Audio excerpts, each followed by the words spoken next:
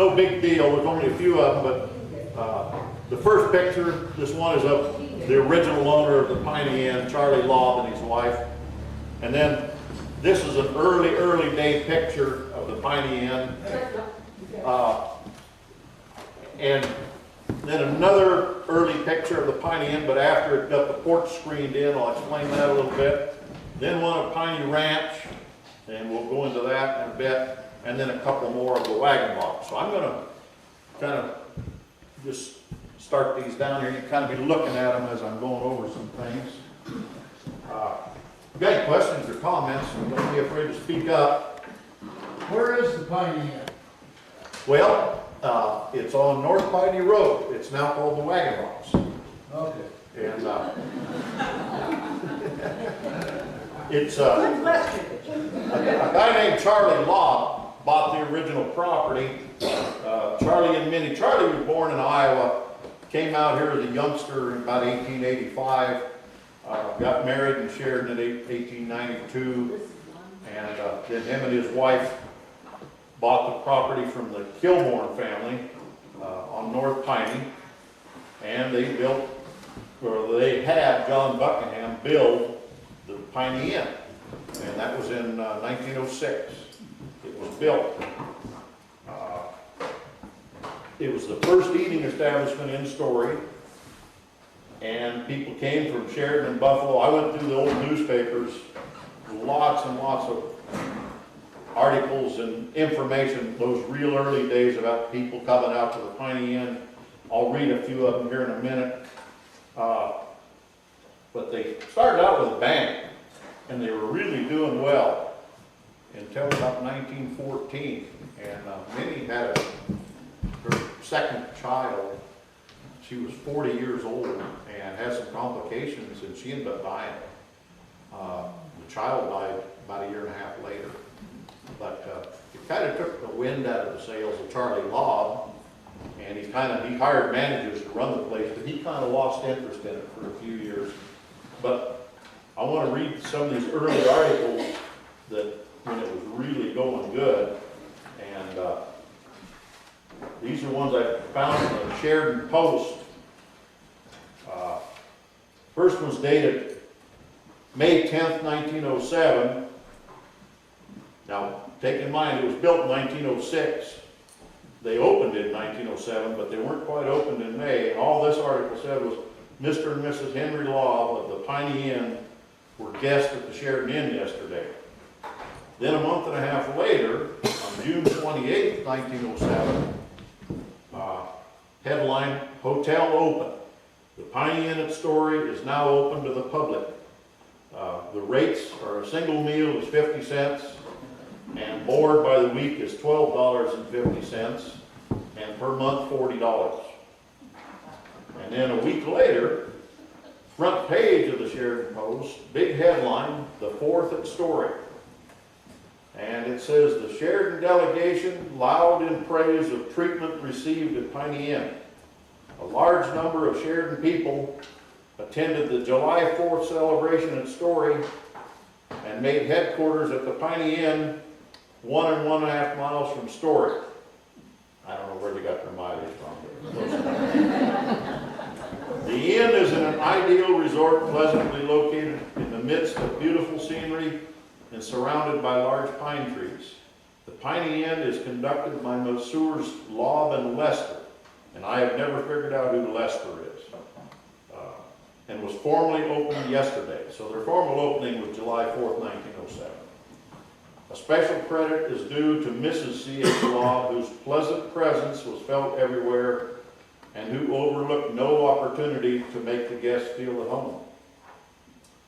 Story and the Piney Inn are located on Piney Creek, one of the best trout streams in the country, and a splendid fish dinner was served in the evening to about 200 guests. Wow. There was a dance in the evening attended by about 130 couples who danced until about 3 in the morning to the inspiring music of the Sheridan Band Orchestra led by Mr. J. A. Van Noordstol. The guests were sent away this morning with good hot coffee to sustain them on the long drive to Sheridan. The Piney Inn is a new building with new furniture throughout, is well managed, and an ideal summer resort. Rates are reasonable, the service is excellent, and guests can rest assured of the best of everything. Long live Story and its inhabitants. Very good article, very good article. Here's another little article about a month later in August '07. It says the proprietors of the Piney Inn announce a social dance for Saturday evening, August 24th. The Piney Inn, as a pleasure resort, is fast coming to the front, and everybody seems well pleased with treatment received. Charlie Lob was in town yesterday and took a load of Sheridan people back with him. Now, he ran a little taxi service to Sheridan, between Sheridan and Story, to encourage people to come to his place. Were they too drunk to drive that? Well, he got him out here. I don't know how they got him back. Yeah. No, he ran him back and forth. And here's another little article. Mrs. Peter Cooey and family are spending a few weeks at Piney Inn enjoying the summer outing. And I found this mansion several times. People would come and spend a couple of weeks. It was, quite the thing to do, I guess, at that time. And then in May 1908, it was advertised as the Piney Inn Summer Resort, C.H. Lob and Son proprietor. Now, his son was 13 or 14 years old. So I guess he was grooming him early to take it over. And he did take it over for a while. The last mention, though, the name I can find in the paper, Piney Inn, is late 1922. And in 1919, it opened under the management of Lawrence Herdrick, who had been with Eaton Brothers for 10 years. And then in 1921, another manager was hired. I think they were having little manager problems at that time.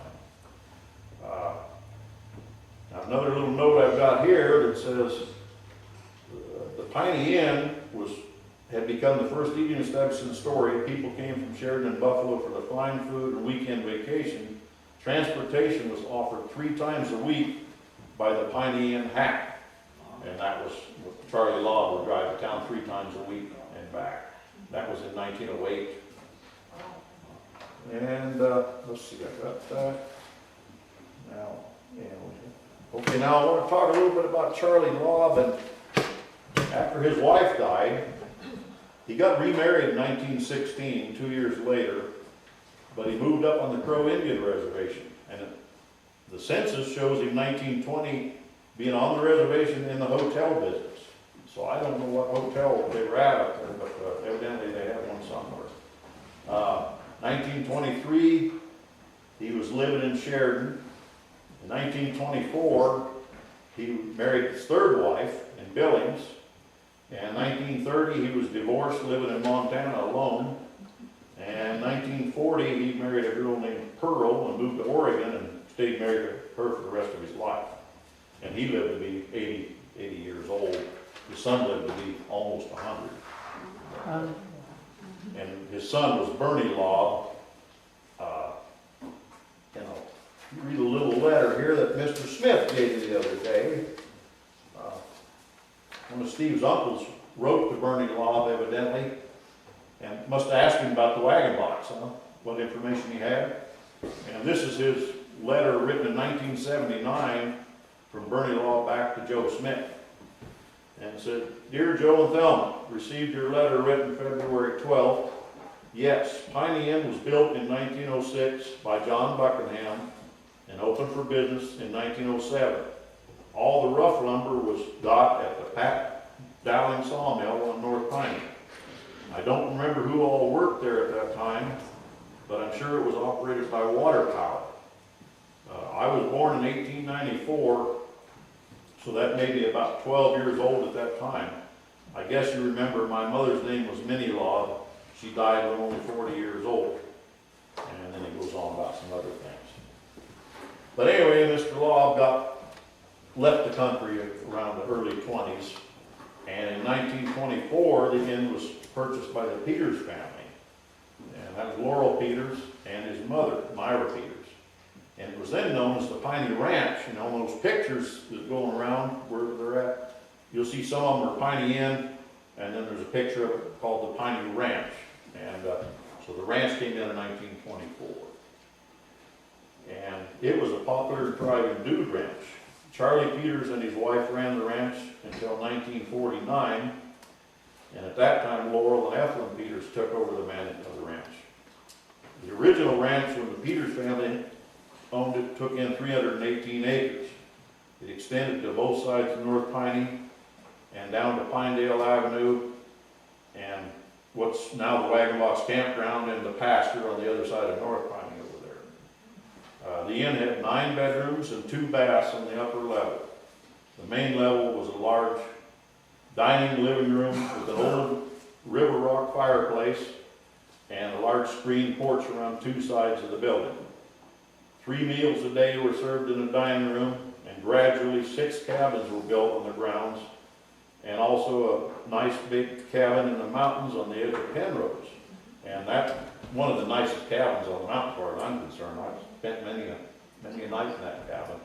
Are the cabins that are still there, are those the ones that were built Archie's? Yeah. at the Wagon Box? Right, but they were built gradually in stages. And the one up on Penrose, I don't know the year it was built, but my dad used to talk about in the wintertime, they'd take a horse-drawn sleigh, take guests from the Piney Inn, or Piney Ranch, actually, at that time, and take them up and spend the night on the mountain at the Penrose cabin, and then come back the next day.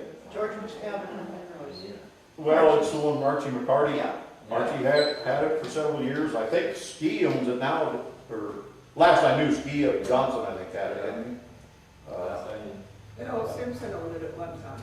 Did Earl own that too at one time? It is a nice And cabin. it went from Earl to Archie McCarthy. To Archie, yeah, okay, yeah.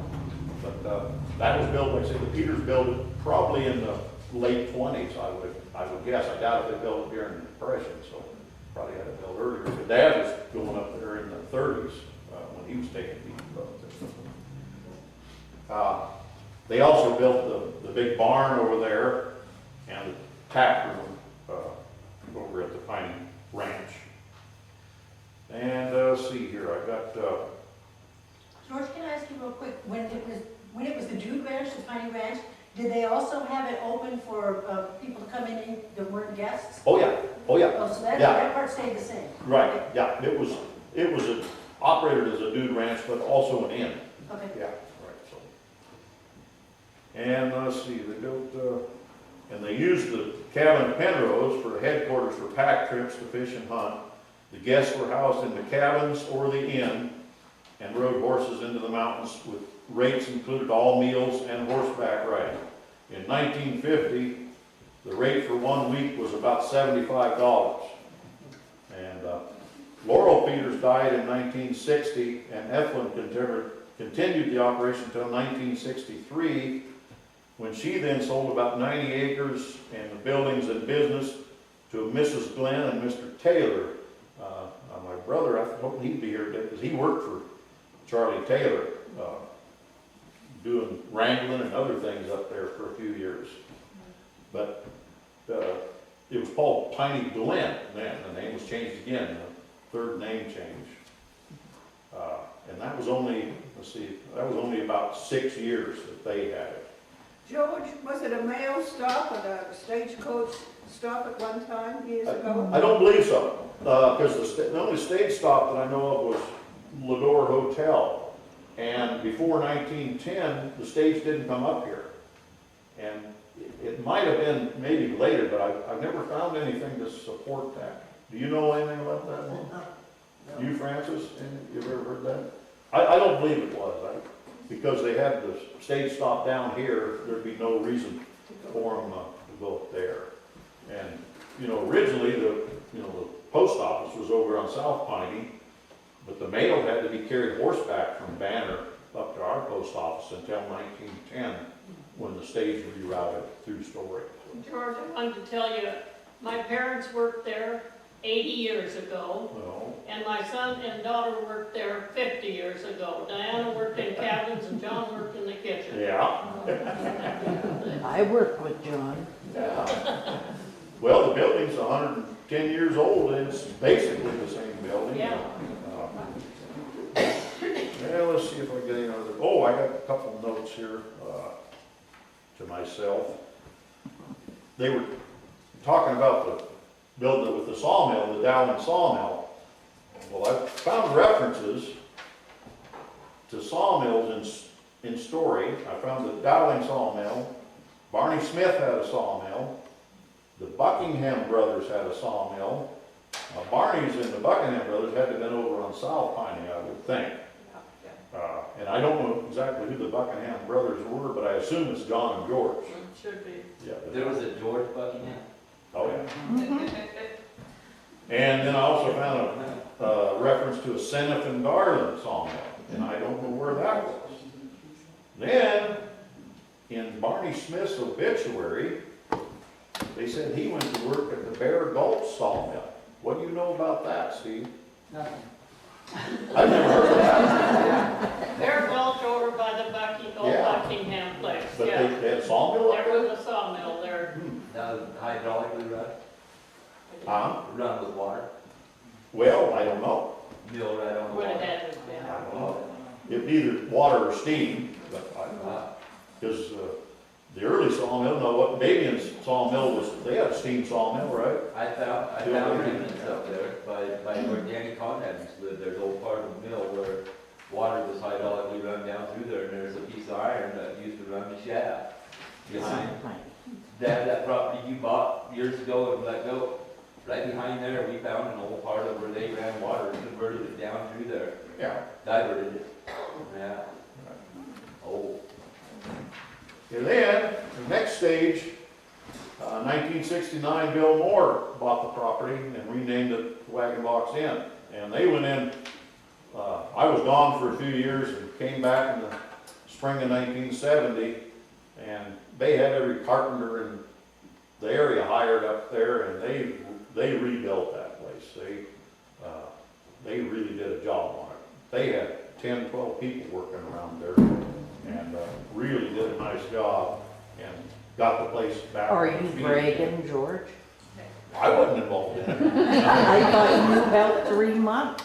No, I didn't. You helped build the But barn. George, one important point is, even though there were all those workers there, they kept the bar going. Yes.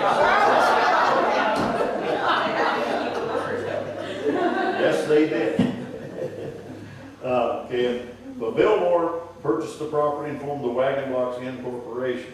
And since then, it's been operated as a supper club. Use has been made of the cabins for rental purposes and a campground facility made available. And some of the owners or part owners over the past years have included Mary Gillardy, Earl Simpson, Lois Moore, Bob and Connie Moore, Bill and Geneva Steele, Howard Wells, Marvin Roberts, Art LaValle, Wayne Marback, and then in 1989, Bill and Agnes Myers assumed ownership or managership, and then purchased an interest from Richard Frankovic. And then in 2004, Dick and Andrea Phillips assumed the ownership of this historic facility, and the current owners are John and Mary Jane Melgar. And I think it's in pretty good hands with them. They're interested in keeping it up and keeping it alive. Now, one other thing I wanted to read you. I ran across it while I was looking for information. Oh, I read that. Okay. Back in the early days of Story, the Story News was in the newspaper to keep everybody informed. Well, I was looking through the Story News to find information on the Piney Inn. I never found it mentioned anywhere, but I did find a couple articles of interest, and these were called the Storyettes, and they started in 1903, but this first one I'm going to read is from April 28, 1905, and I don't know who wrote these, but he had a kind of a dry sense of humor, and he always slipped in a few little things that probably only meant something to certain people. But anyway, it says, everyone is sowing grain at present. Mind you, this is 1905. The Buckingham boys are running their sawmill to its full capacity these days. Rod Hoagland is doing the logging act. George Garland left the first of the week with a crew of men to go into the lumber business in Johnson County, where he has a large contract. S.I. Brown was branding colts and calves on Wednesday. George Sonamaker pulled out with his freight team this morning. He is going to haul wool. And born to Mr. and Mrs. Barney Smith, a 12-pound boy. Oh my gosh. Now that wouldn't have been your dad, so it must have been his next oldest brother. Or, Well, Dad was born in '7. yeah, so it would have been George or one of them. But he was a 12-pounder, whoever it was.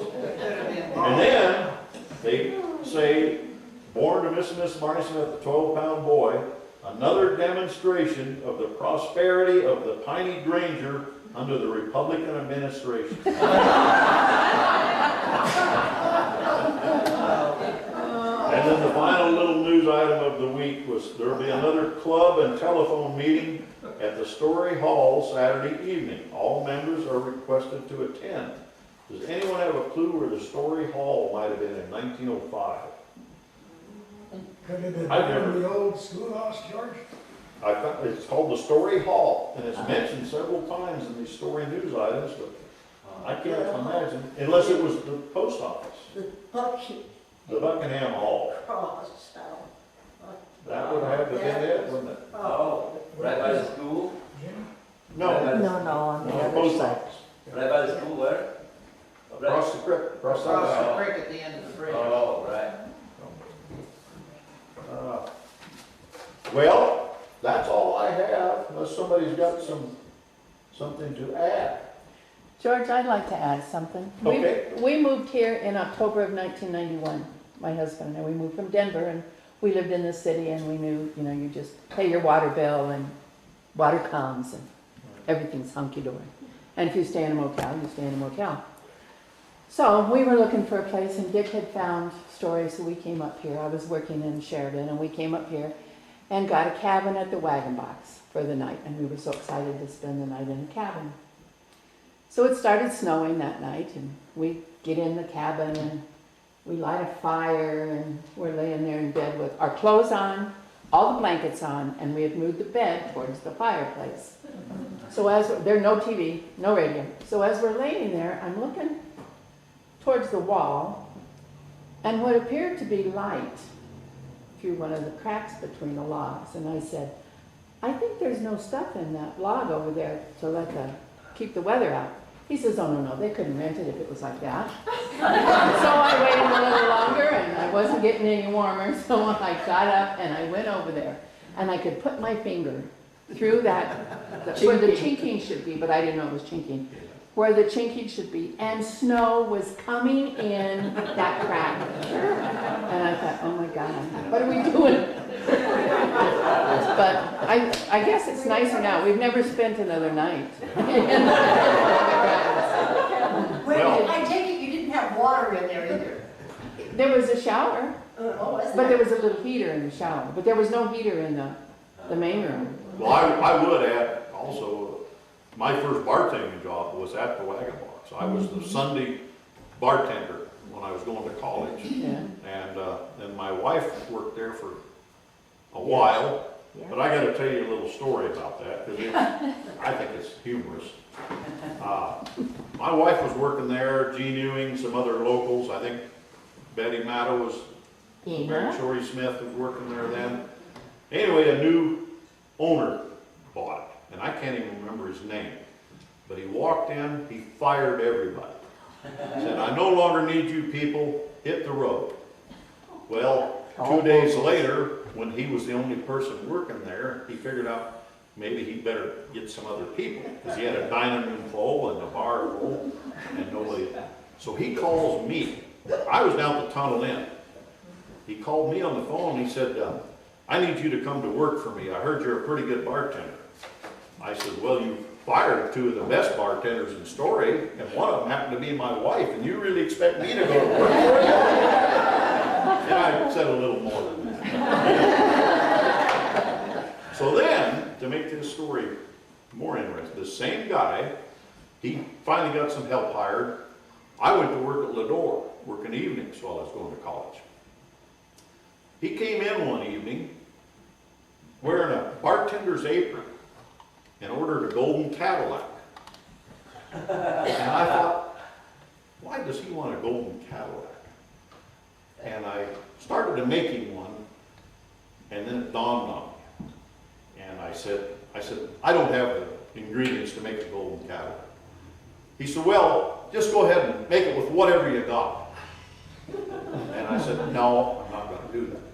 I think you said you had no galleon. Well, that's what I told him at first, but anyway, I finally figured it out, and he finally stomped out there. He was madder than a wet hen.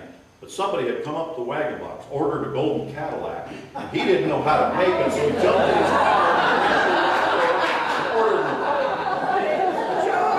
George, was his first name Doyle? No, it wasn't Doyle. No, Because Doyle used to do that when he took over. no, Someone had ordered a drink he couldn't miss. Buster Lundy. Oh, Buster Lunbeck. No, he would get in his car, drive down to Lenora, tunnel in under the drain, see how it was made, and then he'd rush back to the wagon box. What is golden cattle? Yeah. George, Yes. who were some of the old bartenders that worked there? I remember. Well, up there, Shorty was there for quite a long time. Tom Dowling. Tom Dowling used to tend bar there. Sam Tom tended Blaney. bar there, and we were Sam both- Blaney, I worked in. Sam Lady used to have to spend the night at our house because he couldn't get home. Gene Ewing. In those days, we had snow. Yes. Yeah. Okay, I have the reputation, I was the one that fired Sam Blaney. Yeah, Was he drinking too much profit? Yeah, well, my sister went to Australia and she was managing it, so she told me to manage it for a month while she was back in Australia. And the very first night Sam had off, he came in, had dinner, got drunk, called me everything but a white woman, and told me what to do with the Wagon Box Inn. So the next morning he phoned me and asked me what time to come to work, and I said, well, don't you remember last night? You quit and told me what to do with her. Anyway, my husband said, you can't fire him, he's the bartender. I said, okay, you run the place then. I'm not going to run it if he's the bartender. So anyway, my husband called up a few people and they said, no, your wife was right. You can't let anyone get by with that and expect to be in charge for a month. How was John Buckingham related to Arlie here? Well, John was I'm going to go into that story then, since you asked. But John Buckingham was quite a builder. He built the Story School in 1904. He built the Piney Inn in 1906. And the woman's He club? built the Tunnel Inn. No. No, he didn't build one. Oh. He built the Tunnel Inn 1931. He built a lot of houses around Story. How he learned to trade, I have no idea, because he came to Story when he was 6 years old and spent his whole life here. Well, he went to a few other surrounding communities for a while. But him and his brother George were known as eccentrics. And they were both bachelors, although John did get married when he was just about a couple of years before he died. He finally married a woman. But the George Buckingham Ranch is down on Little Piney, and they lived down there, and they lived in some cabins around Story. But Steve, you got a pretty good story on John, don't you? You know the one I'm talking about? Which one? The underwear? the long underwear story, wasn't that you that told me that? No, I don't know anybody longer. But they lived right over here in Joe Brown's house at the end of their lives. Yeah. Yeah, that's Right. where they lived. You Yeah. still didn't answer my question. How is he related to Arlie? Well, he would be Arlie's, let's see, they would be second cousins, actually. stand up, Arlie, so John- they know who we're talking John about. Buckingham's dad was Frank Buckingham. Frank, Yeah, hi Arlie. And that's Arlie, if anybody doesn't know, she's a Buckingham. But Frank Buckingham was John's dad, and Arlie's great-grandfather was John Buckingham's brother. I mean, not John Frank Buckingham's brother. So it was her great Lon. cousin. Lon Buckingham. Lon Buckingham worked on this building. Actually, Lon Buckingham died building the house for Jessamine Johnson right over here. He fell off a scaffold. Oh. Died Which was building her the house? house. Do you know that, Arlie? Which was her house? It's Right where, across. where, the owner of the Wagon Box lives right now, John. Oh, Mary Jane. Melbourne, That was Jessamine Johnson's Oh. house. I didn't know that. down Rosebud. So you said that the Buckingham brothers were eccentric? What made them eccentric? What did they do that was Well, the underwear story is, they changed their underwear every spring, whether they really needed it. They That's wore why they long weren't married. year round, basically. They patched, and they were just a little different, but John was a great builder. I mean, now George, he had a little ranch down there, but I never heard of him building anything per se. George, Yes. when you mentioned the owner of the Wagon Box owns that house, Yeah. there's another house between there and the street, isn't there? Not That was anymore. where Johnson House was, wasn't it? No, Jessamine's, that's where John and Mary Jane live, is in Jessamine's place. Was it? Yeah. Didn't Bob King Oh, yeah. Bob King had it for several years, yeah. Yep, Bob King, I think, bought it from Jessamine, Yeah. or, yeah, after Jessamine bought it, Yeah, they were related. right? Yeah. But the first house there, George, who lived there? She was a member of the Women's Club, Jean. Vita And her Morgan. husband. Morgan, Morgan, H.B. Yeah, Morgan, H.B. yeah. Morgan. H.B. Morgan, yeah. Yeah. Yeah, you can take a slingshot off the bird off the fence post. Yeah. He was a, Yeah, Gotta tell you a funny story. In the early 70s, I walked into the Wagon Box one night, and Shorty Smith was tending bar, and we got into this little discussion, and he told me where every still during Prohibition was up and down North Pine. yeah. Gotta mark them on the map, because I've only found one up there, but I know there was others. I think there was 4 of them. Probably. it's not me. George, I was gonna tell you, we bought the Buckingham Brothers Ranch, and the house, they built the house, a big house that was there that is still standing. Yeah. Oh. Down at the George Buckingham place. Yeah. Yeah. Oh. George, just unrelated, in 1959 or 60, I courted my first wife down at the tunnel, and you got a small fillet for $2 and a large one for $2.25. Yeah. Damn, he must really be old. Yeah, but in 1970, you could get steak and lobster dinner on Friday night at the Wagon Box for $5. Remember that? And a glass, $4.50. and a glass of wine come with With a it. glass of wine. Yeah. Steak and lobster dinner with a glass of wine.